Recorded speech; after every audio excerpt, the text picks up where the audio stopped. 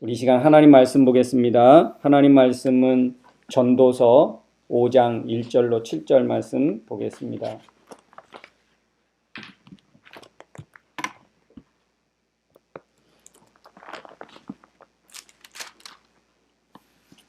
전도서 5장 1절부터 7절 말씀입니다.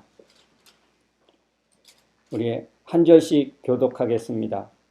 너는 하나님의 집에 들어갈 때에 내 발을 삼갈지어다. 가까이 하여 말씀을 듣는 것이 우매한 자들이 제물 드리는 것보다 나으니 그들은 악을 행하면서도 깨닫지 못함이니라. 너는 하나님 앞에서 함부로 입을 열지 말며 급한 마음으로 말을 내지 말라. 하나님은 하늘에 계시고 너는 땅에 있음이니라. 그런즉 마땅히 말을 적게 할 것이라. 걱정이 많으면 꿈이 생기고 말이 많으면 우매한 자의 소리가 나타나느니라. 네가 하나님께 소원하였거든 갚기를 더디게 하지 말라. 하나님은 우매한 자들을 기뻐하지 아니하시나니 서원한 것을 갚으라. 서원하고 갚지 아니하는 것보다 서원하지 아니하는 것이 더 나으니 네 입으로 내 육체가 범죄하게 하지 말라. 천사 앞에서 내가 서원한 것이 실수라고 말하지 말라. 어찌 하나님께서 내 목소리로 말미암아 진노하사 내 손으로 한 것을 멸하시게 하랴. 다 같이 꿈이 많으면 헛된 일들이 많아지고 말이 많아도 그러하니 오직 너는 하나님을 경외할지니라. 아멘. 우리 예배하는 우리 모든 하나님의 자녀들에게 하나님의 크신 은혜와 위로와 평강이 있기를 주의 이름으로 축원합니다. 우리 함께 인사하겠습니다. 하나님이 하십니다. 하나님이 하십니다. 여러분의 삶 가운데 하나님이 일하시는 귀한 은혜와 축복이 있기를 축원합니다. 자, 오늘 날씨가 너무 화창하고 좋습니다. 지금 온 바깥 세상이 꽃으로 아주 만발합니다. 꽃 보면서 어떤 생각을 하셨습니까? 꽃을 보면서 참 화려하다, 아름답다. 네, 이 그 나무가 꽃을 피면서 사람들에게 시선이 집중되고 그래서 이런 꽃나무가 여기 있었나 할 정도로 다른 때는 잘 몰랐거든요. 이런 나무가 여기 있는지도 모르고 있어도 별로 존재감도 없고 그랬는데 이제 꽃을 피면서 그 나무가 다시 보여지지요. 이 꽃나무가 여기에 있었구나. 비로소 꽃을 보면서 그 나무의 존재를 아주 귀하게 우리가 생각합니다. 나무라도 다 같은 나무가 아니더라고요. 그 꽃을 보면서 이 나무가 구별되죠. 이게 무슨 나무구나. 다른 때는 나무에 대해서 별로 관심이 없다가 꽃이 아름답고 꽃이 예쁜 거를 보면서 이 나무가 어떤 나무였는가를 우리가 다시 한번 보게 되어지는 것 같습니다. 근데 이제 벌써 그 꽃나무 밑에 가면 꽃가루들이 꽃잎들이 많이 떨어져 있어요. 눈 온 것처럼 이제 떨어지거든요. 꽃은 오래 가지 않습니다. 꽃은 곧 시들고 떨어질 수밖에 없어요. 그러면서 우리 한번 인생을 생각할 수 있겠죠. 우리 인생도 항상 꽃처럼 화려하지 않고 또 항상 아름답지만은 않습니다. 우리 인생도 어느 시점인가 또 꽃잎처럼 시들어가고 또 떨어지고 그러겠지요. 그런데 비록 우리의 인생이 그렇게 꽃잎처럼 시들어가고 떨어진다 할지라도 우리에게는 소망이 있는 줄 믿습니다. 왜냐하면 예수 그리스도를 통하여 우리는 하나님 나라를 소유한 자가 되었고 하나님 나라를 꿈꾸는 자 되었기 때문에 우리는 한 시절에 피었다가 지는 꽃이 아니라 우리는 이 땅에 살아가는 동안에 영원한 하나님 나라를 품고 살아가기 때문에 정말 우리는 육신은 비록 시들지 몰라도 우리의 영적으로는 더 화려하고 더 복되고 아름다운 꽃들이 다 되어지는 줄로 믿습니다. 오늘 이 봄 이 계절에 우리 다시 한번 하나님 나라를 더 소망하고 꿈꾸고 그렇게 믿음으로 잘 우리의 환경을 이겨내고 우리 개인의 어떤 어려움과 문제들도까지라도 다 이겨내며 살아가는 우리 모든 주의 백성들 되어지기를 주님의 이름으로 축원합니다. 오늘 우리 전도서 말씀을 함께 읽었습니다. 전도서. 우리 전도서 앞에는 잠언이지요. 잠언은 어떤 성경이냐 하면 이 세상에서 잘 사는 법, 이 세상에서 어떻게 하면 잘 되는지에 대해서 권면하고 있는 책이 바로 전도서입니다. 근데 반면에 반면 전도서는 이 땅에서 잘 돼 봤자 다 헛되다. 이 땅에서 성공해 봤자 다 부질없는 짓이다. 다 소용없다. 그런 내용으로 주로 이루어져 있습니다. 그런데 이 세상에서 아무리 모든 것이 우리의 수고가 헛되고 우리의 삶이 인생이 헛되다 할지라도 이 전도서에 내면에 강력한 메시지가 있는데 그것은 뭐냐 하면 영원히 잘 되는 법. 이 세상에서 화려하고 이 세상에서 잘 되는 것보다 더 좋은 것이 있다. 영원히 잘 되는 법이 있다. 인생이 이 세상의 삶만 전부가 아니라 우리에게는 영원한 세계가 있다. 그래서 그 세계에서 잘 될 수 있는 길이 분명히 있다. 그것을 우리 전도서를 통해서 말씀해 주고 있습니다. 그래서 이 전도서는 솔로몬이셨잖아요.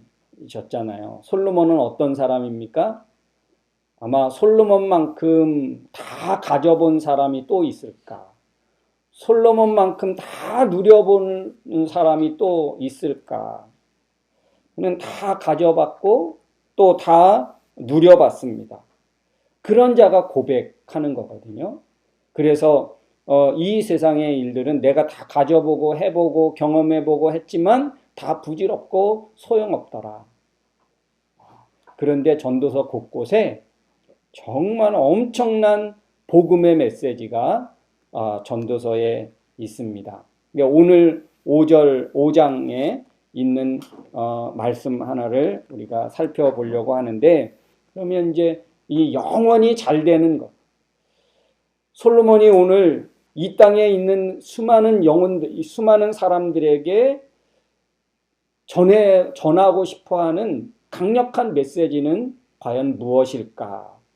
자, 오늘 1절부터 한번 살펴본다면, 하나님의 집에 들어갈 때 내 발을 삼가라.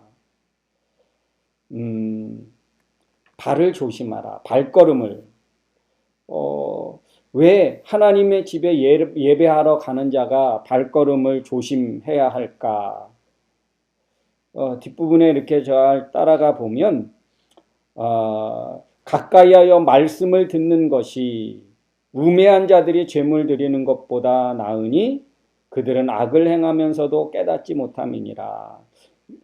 예배하러 하나님의 집에 들어가는 사람이 발걸음을 조심해야 되는 이유가 무엇입니까? 바로 말씀을 듣기 위해서다인 거예요. 그 반대의 사람은 어떤 사람입니까? 우매한 자들이 죄물을 드리는 것보다, 우리가 쉬운 성경에는 어떻게 번역되어 있느냐 하면 형식적으로 예배하는 자는, 그런 말입니다. 우매한 자들이 죄물을 드리는 것, 이거는 형식적으로 그들이 죄물을 드리는 것이라고 표현했습니다. 이들은 하나님의 집에 들어갈 때 조심할 이유가 없습니다. 왜? 그 예배의 의미나 그 예배의 본질보다 그들이 더 중요하게 여기는 것은 바로 의식이고 형식이기 때문에. 그래서 그들은 이 순서에 따라 진행하는 것, 그것을 하면 그만입니다. 그것을 하면 할 일 다 했다고 보는 거예요. 의식을 중요하게 생각하지요. 순서를 굉장히 중요하게 생각합니다. 그러다 보니까 자기 자신을 되돌아볼 수 있는 여유나 그런 마음조차도 가질 수 없습니다. 그래서 그들의 마음을 살필 필요도 없고 하나님 앞에 예배하러 가는데 단정하거나 또 조심하거나 할 이유도 없습니다. 순서가 짜여져 있기 때문에 그 순서에 자기가 잘 따라가면 그만이었거든요. 악한 마음을 가지고 있어도 그 예식에 잘 참여하면 순서에 잘 참여하면 그것으로 되는 것입니다. 그래서 악을 행하면서도 그들은 살피지 않고 알지 못하는 거예요. 그래서 그들은 악을 행하면서도 깨닫지 못한다. 그랬습니다. 자기 자신을 살필 시간, 여유, 믿음조차도 중요한 것이 아니었습니다. 여러분, 왜 하나님의 말씀을 듣는 것이 중요할까요? 하나님의 말씀을 듣기 위해서 그 발걸음을 조심해야 될까? 믿음은 뭐에서 난다고 했습니까? 로마서에서 보니까 믿음은 들음에서 난다. 그 듣는 그 말씀은 어떤 말씀입니까? 바로 그리스도의 말씀입니다. 하나님의 말씀. 그러니까 믿음은 들음에서 나는데 그 듣는 것은 곧 하나님의 말씀인 것입니다. 사람의 교훈, 사람의 어떤 유창한 그런 언변, 어떤 많은 정보들, 이 세상을 살아가는데 어떤 좋은 그런 지혜들, 그것이 아니라 하나님의 말씀을 들을 때에 믿음이 생겨나게 된다는 것입니다. 말씀은 믿음은 들음에서 난다는 거예요. 그래서 우리가 말씀을 들어야 하고 말씀에 귀를 기울여야 하고 그 예배로 나아가는 사람은 말씀을 듣기 위해서 자기 어떤 행동을 조심해야 한다는 것입니다. 언제 하나님의 음성이 들릴지, 어느 순간에 하나님의 음성이 들릴지 그 하나님의 말씀에 초집중해야 된다는 것입니다. 그래서 하나님의 말씀을 들으면 자신을 되돌아볼 수 있겠지요. 자신의 잘못을 발견하고 깨닫게 되어집니다. 그래야 제대로 된 믿음을 가질 수 있습니다. 믿음은 우리의 삶이 하나님께 달려 있음을 아는 것입니다. 그래서 믿음의 사람은 하나님 앞에서 조심스럽게 행하며 그 말씀에 주목하지요. 하나님의 말씀에 주목하는 사람. 이게 바로 믿음의 사람입니다. 2절 말씀에 보면 너는 하나님 앞에서 함부로 입을 열지 말며 급한 마음으로 말을 내지 말라. 하나님은 하늘에 계시고 너는 땅에 있음이니라. 그런즉 마땅히 말을 적게 하라. 그 사람의 수준을 알려면 우리가 뭘 알면 될까요? 그 사람의 말. 그 말은 그 사람의 수준을 말해줍니다. 말이 신중하고 진실하면 신뢰할 만한 수준의 사람이라고 우리가 생각할 수 있겠지요. 근데 말이 많고 실수가 많아요. 그러면 신뢰가 안 가죠? 또 그 사람은 자기를 과시하게 되고 허세를 또 부리게 되고 자기 자랑하게 되어지지요. 그래서 말이 많으면 실수가 많은 법입니다. 3절에는 이렇게 말씀하고 있습니다. 걱정이 많으면 꿈이 생기고 말이 많으면 우매한 자의 소리가 나타납니다. 이게 이제 쉬운 성경에 어떻게 번역되냐면 이래요. 걱정이 많은 사람은 꿈자리가 사납고 말이 많으면 어리석은 소리를 하게 된다. 이렇게 해석했습니다. 걱정이 많으면 꿈자리가 사나워요. 그래서 이 말이 많으면 실수가 많게 되어지는 거죠. 그러니까 특히 이제 하나님은 하늘에 계시고 너는 땅에 있습니다. 이 왜 함부로 입을 열지 말라, 말을 많이 급한 마음으로 말을 내지 말라 그러면서 하나님은 하늘에 계시고 너는 땅에 있다 이 말을 왜 했을까? 이 뭔가 안 맞잖아요. 이게 무슨 말일까요? 저는 이렇게 보았습니다. 이렇게 해석이 됐습니다. 왜냐하면 이 하늘의 수준과 땅의 수준이 이만큼 차이가 나는 거예요. 땅의 수준으로 하늘의 수준을 다 이해할 수 없습니다. 근데 마치 사람들은 땅의 수준으로 하늘의 수준을 다 이해할 것처럼 생각하는 거예요. 다 아는 것처럼 말합니다. 우리는 이 땅에 살고 있습니다. 하나님의 수준을 이해 못해요. 하나님의 수준을 다 알 수 없습니다. 하나님의 그 무궁무진한 우주를 품고 있는 하나님의 그 마음을 이 땅에 살고 있는, 이 땅의 수준으로 살아가고 있는 우리가 다 이해할 수 없고 다 알 수 없고 다 꿰뚫을 수 없습니다. 그래서 하늘의 수준을 이해하면 어떻게 될까요? 그 땅에 있는 자가 하늘의 것을 우리가 알게 되고 발견하고 깨닫게 된다면 이 땅의 일로 근심하거나 걱정할 이유가 없고 말이 많을 이유도 없습니다. 하나님이 하시는 일이에요. 하나님이 다 운영하시고 하나님이 주관하십니다. 그러니까 우리가 다 아는 것처럼 말할 수도 없는 거예요. 하나님은 하늘에 계시고 너는 땅에 있습니다. 땅에 살고 있는 우리가 마치 이 세상을 운영하고 있고 경영하고 있는 것처럼 생각해서 말을 한다는 거예요. 마치 다 알고 있는 것처럼. 그래서 마지막 3절 마지막 부분에 2절 마지막 부분에 그렇게 말하는 거예요. 그런즉 마땅히 말을 적게 하였습니다. 이게 그렇게 봐야 그런즉 마땅히 말을 적게 하라. 이게 이제 연결이 되는 거예요. 땅의 수준으로 사는 우리는 걱정이 많을 수밖에 없습니다. 왜요? 땅의 것만 보고 사니까. 그래서 꿈자리가 사납고 헛된 소리를 하게 되어집니다. 어리석은 소리를 내게 되는 거예요. 4절부터 6절 말씀에는 서원에 대한 말씀을 합니다. 하나님께 서원하였거든 갚기를 더디 말라. 심지어는 내가 참 잘못 말했어.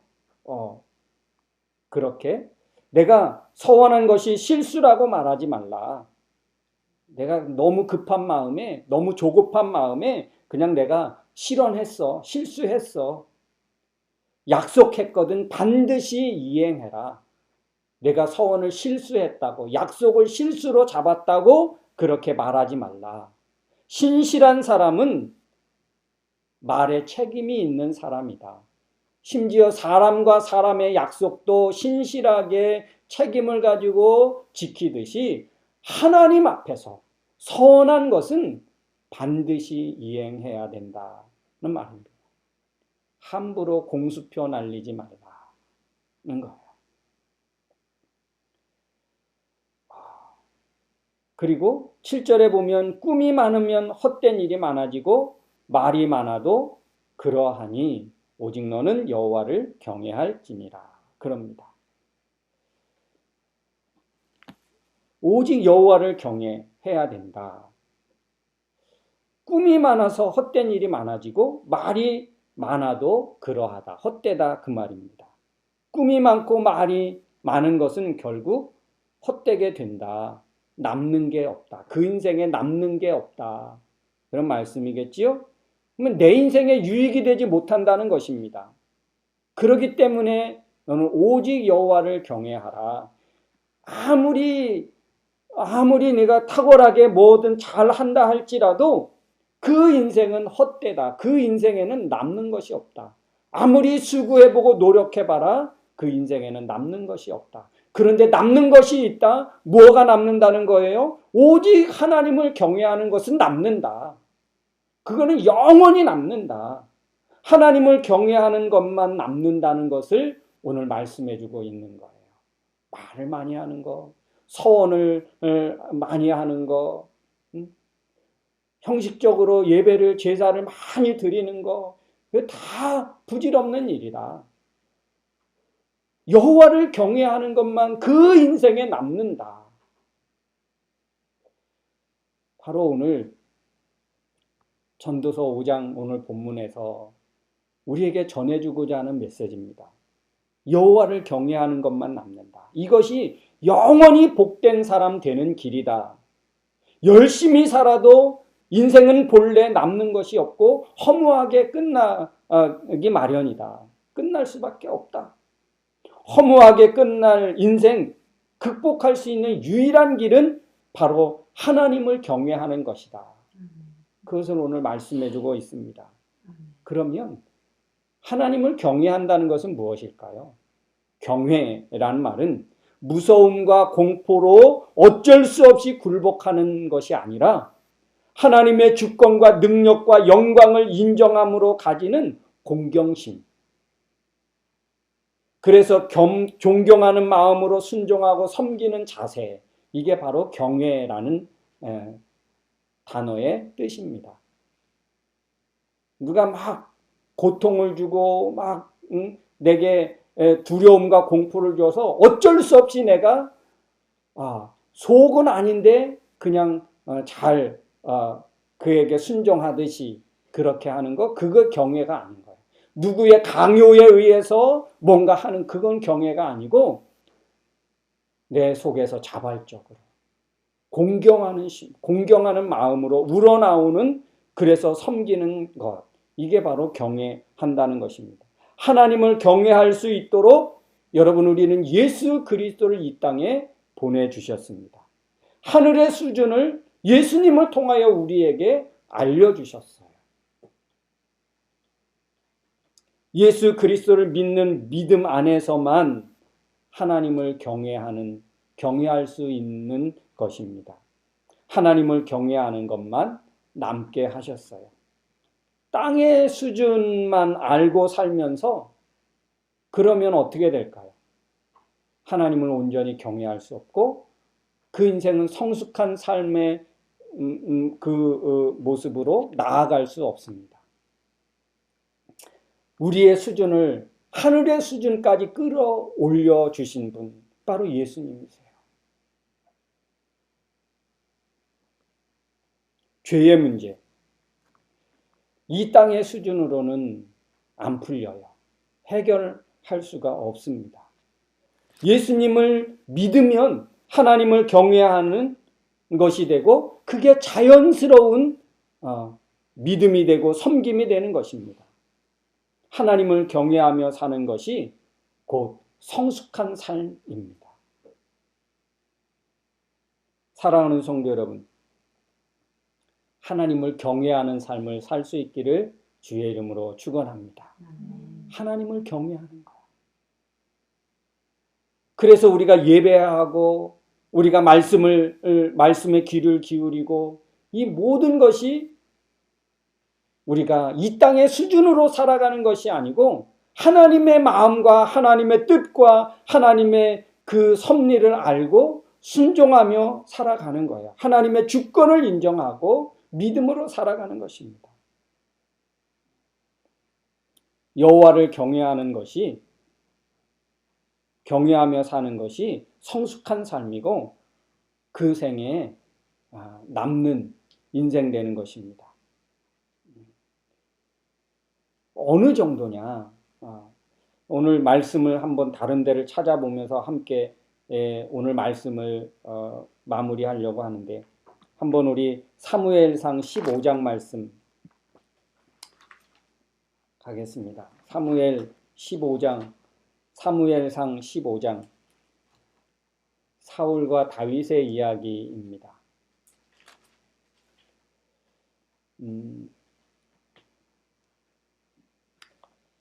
아말렉과 전쟁이 일어났습니다.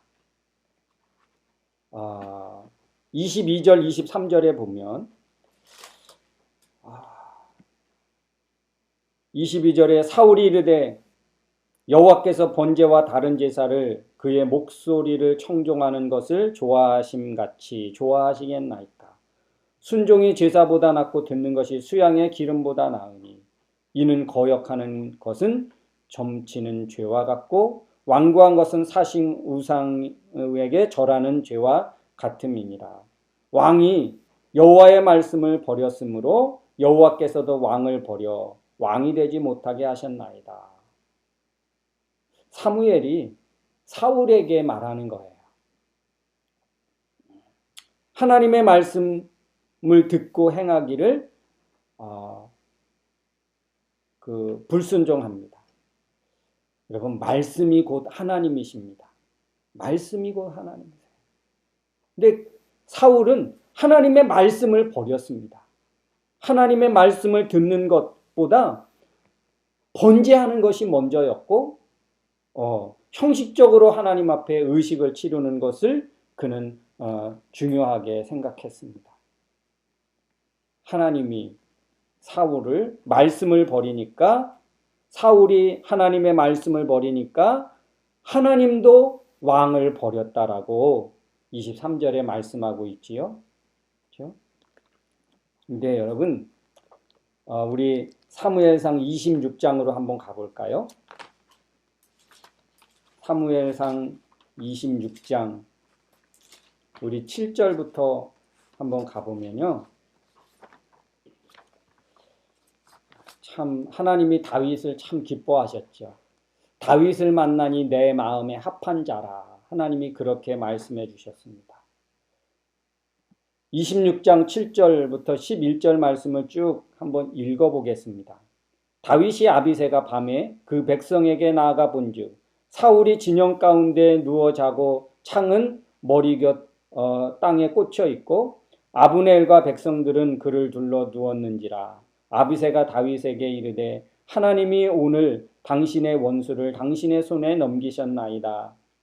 그러므로 청하노니 내가 창으로 그를 찔러서 단번에 땅에 꽂게 하소서. 내가 그를 2번 찌를 것이 없으리이다 하니 다윗이 아비새에게 이르되 죽이지 말라. 누구든지 손을 들어 여호와의 기름 부음 받은 자를 치면 죄가 없겠느냐 하고 다윗이 또 이르되 여호와께서 계심을 두고 맹세하노니 여호와께서 그를 치시리니 혹은 죽을 날이 이르거나 또는 전장에서 나가서 망하리라. 내가 손을 들어 여호와의 기름 부음 받은 자를 치는 것을 여호와께서 금하시나니 너는 그의 머리 곁에 있는 창과 물병만 가지고 가라. 이게 무슨 말입니까? 지금 다윗은 사울에게 쫓기게 되죠. 쫓기는 동안에 누가 더 죽을 위기가 더 많았냐면 사실 다윗이 쫓기는 처지에서 수천 명의 사울 군사에게 쫓기면서 죽을 위기를 만난 것보다 사울이 결정적으로 죽을 그 위기가 더 많았습니다. 그럴 때마다 다윗은 어떤 거를 더 중요하게 여겼습니까? 자기의 원수를 갚는 것보다. 그래서 더 이상 쫓겨다니지 않고 피해 다니지 않고 발 쭉 뻗고 편안하게 잘 수 있는 그 기회를 얻는 것보다 다윗은 하나님의 말씀 듣는 것, 하나님의 말씀을 그의 생명같이 여기는 것을 더 귀하게 여겼습니다. 그래서 오늘도 그 자기와 함께 간 아비새, 그 부하죠. 다윗의 부하가 오늘 사울을 죽일 수 있는 기회를 하나님이 주셨습니다. 허락만 하십시오. 내가 2번 찌를 것도 없습니다. 한 번에 찔러서 그를 죽일 수 있습니다. 명령하십시오. 그럴 때 다윗은 어떡합니까? 아니다. 9절에 보니까 누구든지 손을 들어 여호와의 기름 부음 받은 자를 치면 죄가 없겠느냐. 반드시 하나님이 죄를 물으신다. 그래서 11절에 내가 손을 들어 여호와의 기름 부음 받은 자를 치는 것을 여호와께서 금하시나니. 하나님의 말씀이 금하셨으니 너는 그의 곁에 있는 창과 물병만 가지고 나가자. 이 참 다윗 감동할 만한 인물입니다. 하나님의 말씀을 하나님 경외하기를 이와 같이 순종하고 경외하였습니다. 그럴 때 사무엘하 3장 1절 말씀, 사무엘하 3장 1절 우리 다 같이 읽겠습니다. 사울의 집과 다윗의 집 사이에 전쟁이 오래매 다윗은 점점 강하여 가고 사울의 집은 점점 약하여 가니라. 하나님을 경외하지 않았던 사울은 왕권을 가지고 수많은 군사를 움직일 수 있는 그런 권한을 가졌지만 그는 점점 약해져 갔고 하나님의 살아계심을 통하여 하나님의 말씀을 귀하게 여기고 여호와를 경외하는 그 다윗은 어떻게 했다고요? 점점 강하여 갔다라고 성경은 우리에게 말씀해주고 있습니다. 땅의 수준의 삶을 사느냐? 하나님의 마음을 가지고 하늘의 수준을 마음에 품고 살아가느냐? 엄청난 차이입니다. 사랑하는 성도 여러분, 오늘 여호와를 경외하는 그 자리에 그 위치에 서 있기를 주의 이름으로 축원합니다. 여호와를 경외하는 것만 내 인생에 남는 거예요. 어떤 권한을 갖고 어떤 실력을 갖고 어떤 능력을 가진 것이 남는 게 아니고 여호와를 경외하는 그 믿음이 남는 것이고 그 사랑이 남는 것이고 여호와를 경외하는 그 삶이 남는 거예요. 그 영원히 남습니다. 그것 가지고 우리는 하나님 앞에 가는 거예요. 사랑하는 성도 여러분, 허무한 인생, 헛된 인생 극복하는 비결이 있습니까? 오늘 전도서에서 그 비결을 말씀해주고 있습니다. 허무하고 헛된 인생, 이대로 살다가 끝나는 것이 아니라 그것을 반드시 이겨내고 극복하는 비결이 있는데 그게 바로 여호와를 경외하는 것이다. 여호와를 경외하는 것만 남는다.